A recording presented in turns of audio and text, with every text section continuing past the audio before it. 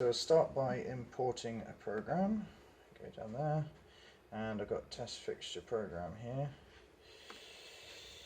So it's going to tell me I've edited it outside the program, which is okay. Load up the program. If I show you over here, everything you see in red here is test equipment, and everything else is our demonstration of the wiring harness. So we've got terminal blocks and ground commoning block here, and all the red modules, as you see, will be test equipment. So these modules here are return modules.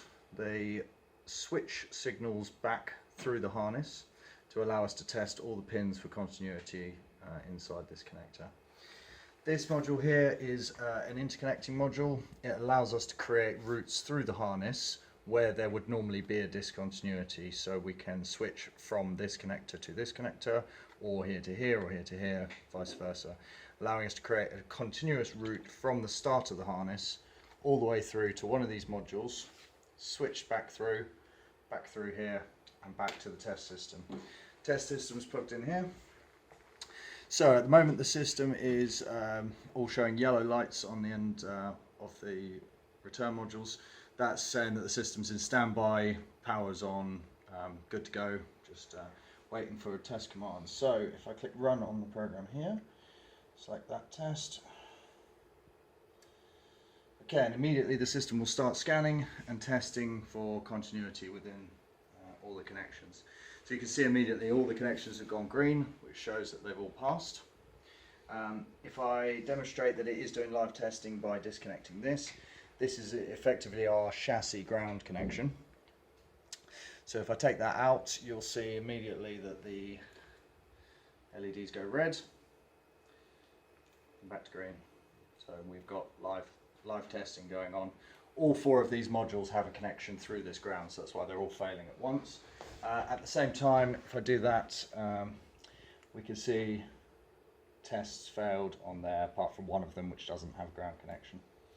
Okay, we can actually look in. If I dive into a single connector, so this one here is the first connector. I go down a bit, I know that that bottom one is ground, and again, if I remove that ground connection, we can see failed resistance over limit here. Check for open circuit. Plug the ground connection back in. Okay.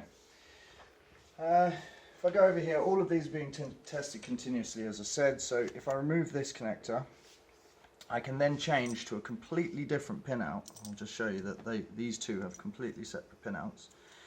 And if I connect this connector into here, the system immediately finds that it's moved location and starts testing that. So again, it is testing in real time. If I move from this one, I'll move over here. This connector here actually has a fault introduced in it.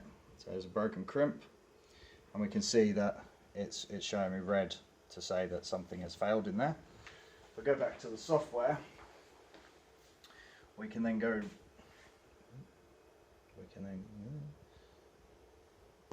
down there, and we can see that an individual connection has failed resistance over limit. If I expand detail on that, I actually get a path that we're testing, and because we are using this path for other measurements, we can say that that has passed.